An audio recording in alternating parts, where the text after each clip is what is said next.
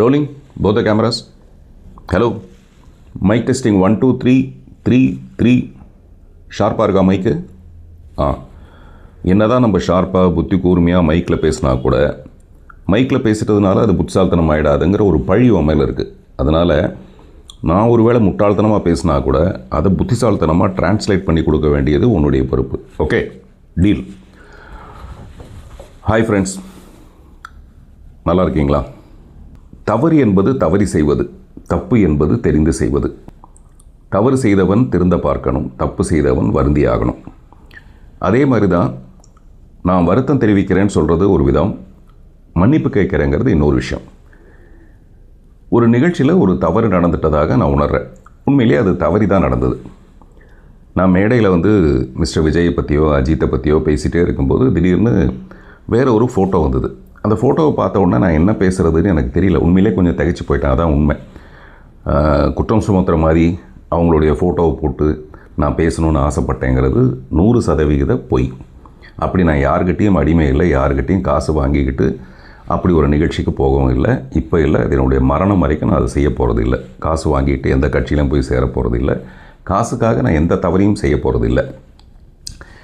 அப்படியே ஒருவேளை இந்த ஃபோட்டோவை போடுங்க நான் பேசுகிறேன் அப்படின்னு சொன்னால், ஒரு மகளிர் தினத்தன்னைக்கு நான் யாரெல்லாம் சொல்லணும்னா, ஒரு வேலு நாச்சியாரை பற்றி பேசலான்னு ஆசைப்படலாம், டயானா சார்ல்ஸை பற்றி பேசணுன்னு ஆசைப்படலாம்.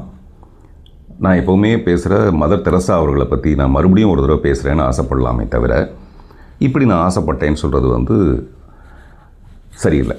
ஓகே, அப்படி அந்த ஃபோட்டோ பார்த்த உடனே எனக்கு என்ன சொல்கிறதுன்னு தெரியாதப்போ பக்கத்தில் குந்தவைன்னு ஒரு பிரியங்கா சொல்லிகிட்டே இருந்தாங்க. ஏன்னா அது பொன்னியின் செல்வனில் அந்த கேரக்டராக இருந்ததுனால எனக்கு டக்குன்னு அது ஒரு வார்த்தை ஜாலமாக என்ன தோணுச்சு அப்படிங்கிறத மீறி, அந்த நான் நிகழ்ச்சிக்கு வந்திருக்கும்போது கலைவாண நகரத்தில் இன்னும் ஒரு 1/2 மணி நேரம் அவங்க உட்காருங்கன்னு சொல்லும்போது நான் உட்காந்து மொபைலில் நோண்டிகிட்டு இருந்தேன். அப்போது திரு அந்தணன், வலைபேச்சில் இருக்கிற அந்தணன் அவர்கள் சொல்லிகிட்டு இருந்தார். இதே நிகழ்ச்சியை பற்றி சொல்லிகிட்டு இருந்தார். இப்போ விஜய் எவ்வளோ உயரத்துக்கு போயிருக்காரு, அடுத்து அவர் தாங்கிற அளவுக்கான ஒரு பெரிய உயரத்தை அடைய போகும்போது இந்த பெண்மணி என்ன பண்ணியிருக்கணும்? இந்த பெண்மணிக்கு 40 வயசு ஆகிடுச்சு, 40 வயசுக்கு மேலே ஆகிடுச்சு. அவங்களாவது என்ன பண்ணியிருக்கணும்? நான் வரலப்பா, நீ போயிட்டு வா, அதனால ஒரு இமேஜை கட்டு போயிடும்ல சொல்லியிருக்கணும். அவங்க வீட்டிலே இருந்துட்டு அவர் அனுப்பி வச்சுருந்தா நல்லா இருக்குமே. இந்த மாதிரி நிறைய பேர் பேசுகிறாங்க. அதில் ஒரு பத்திரிக்கையாளர் கூட என் கூட பேசும்போது என்ன சொன்னார்னா, மேட்சிங் புடவையே வாங்கி கொடுத்தா கூட அந்த புடவையை கட்டிட்டு நான் வீட்டில் இருக்கிறேன், நீங்கள் போயிட்டு வாங்கன்னு எல்லாம் சொல்லியிருக்கணும். இப்படி நிறைய செய்திகள் வந்துக்கிட்டே இருந்தது. உண்மையான விஷயமே என்னென்னா, திரு விஜய் அவர்கள் கிட்டத்தட்ட ஒரு நிறைய விஷயங்களை கடந்து, அரசியலுங்கிறது சாதாரணமான விஷயம் இல்லை, நிறைய போராட்டங்களை சந்திக்க வேண்டியதாக இருக்கும். அதெல்லாம் சந்தித்து கடந்து வந்துட்டு இருக்கும்போது கரூர் பிரச்சனையில் கூட அவருக்கு ஏற்படாத ஒரு பெரிய, கரூர் பிரச்சனையில் விமர்சனங்கள் வந்ததே தவிர அவருக்கு இவ்வளோ பெரிய பாதிப்பு வராத அளவுக்கு இருந்தது. இவ்வளோ பாதிப்புக்கும் காரணமான ஒரு நிகழ்ச்சி, அந்த நிகழ்ச்சியில் இந்த பெண்மணி கலந்துக்காமல் இருந்திருக்கலாம் அப்படிங்கிறது என்னுடைய அடிமனசில் இருந்தது. பட் அதை நான் சொல்கிறதுக்காக அந்த மேடைக்கு போகல.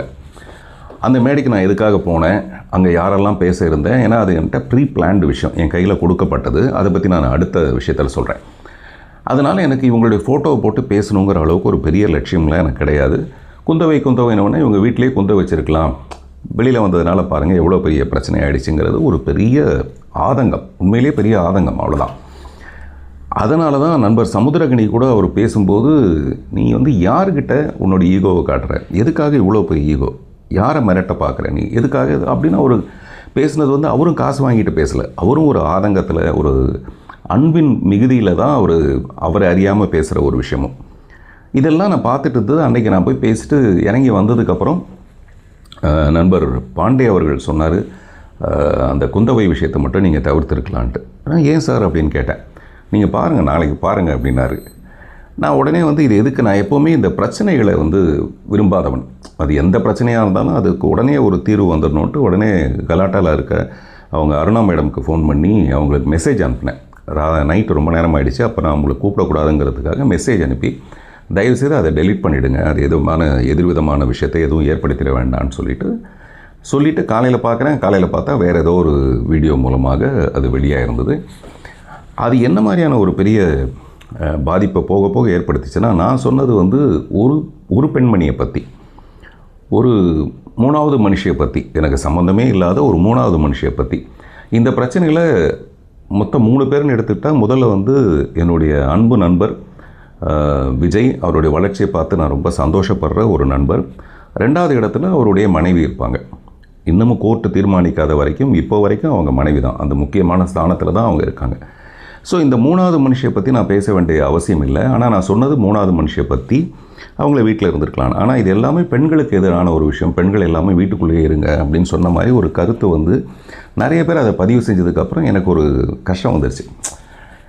அவர் பாண்டே சொன்ன மாதிரி இதை நம்ம தவிர்த்திருக்கலாம், தவறு நடந்துருச்சுன்றதுக்காக நான் உடனடியாக அதை வந்து ஒரு பேடில் எழுதி, இந்த எழுதுகிற பழக்கம் என்னென்னா, நம்ம பேசும்போது, இப்போ நான் பேசும்போது தவறி போய் ஏதாவது வார்த்தைகள் வந்துடலாம், அது வரக்கூடாதுங்கிறதுக்காக ப்ராப்பராக எழுதி அதை ரெக்கார்ட் பண்ணி வச்சுக்கிட்டு, ஒரு கோழி சேவலை வச்சுட்டு அந்த ஹாப்பி உமன்ஸ் டேக்கு ஒரு ஏஐ மூலமாக ஒரு வீடியோ செய்கிறதுக்காக முற்பட்டு மத்தியானமே இந்த ரெக்கார்டிங் எனது முடிஞ்சு போச்சு, என்னுடைய வருத்தம் தெரிவிக்கிற ரெக்கார்டிங். ஆனால் அது ஏஐ முடிகிறதுக்கு ராத்திரி 8 மணியோ 9 மணி ஆகிடுச்சு. இதெல்லாம் நான் பதிவு பண்ணி போடும்போது பை த டைம் எனக்கு அந்த ட்வீட் ஒன்று வருது. அந்த ட்வீட்டில் வந்து ஆர்கனைசர்ஸ் வந்து சொன்னாங்க, எனக்கு இந்த மாதிரி இவரே விரும்பி அந்த ஃபோட்டோவை போட சொல்லி அப்படின்லாம் வந்தோடனே நான் வருத்தம் தெரிவித்தது ரொம்ப சின்சியராக மனப்பூர்வமாக தான் தெரிவித்தேனே தவிர, இப்படி ஒரு ட்வீட் வரப்போகுதுன்னு தெரிஞ்சு தான் நான் வருத்தமே தெரிவிச்சிருக்க மாட்டேன். அதை பார்த்ததுக்கப்புறம் எனக்கு மனசில் ஏற்பட்ட விஷயம், இன்றைக்கி நான் இப்படி ஒரு வீடியோவை பண்ணணுங்கிற ஒரு உத்வேகத்தை எனக்கு ஏற்படுத்தியிருக்கு. ஹாய் ஃப்ரெண்ட்ஸ், இது சற்றே நீண்ட பதிவு தான். காரணம், ஒரு 3வது மனுஷியோட ஒரு 3ஆம் தரமான ட்வீட், அது எனக்குள்ளே ஏற்படுத்தின ஒரு பாதிப்பு.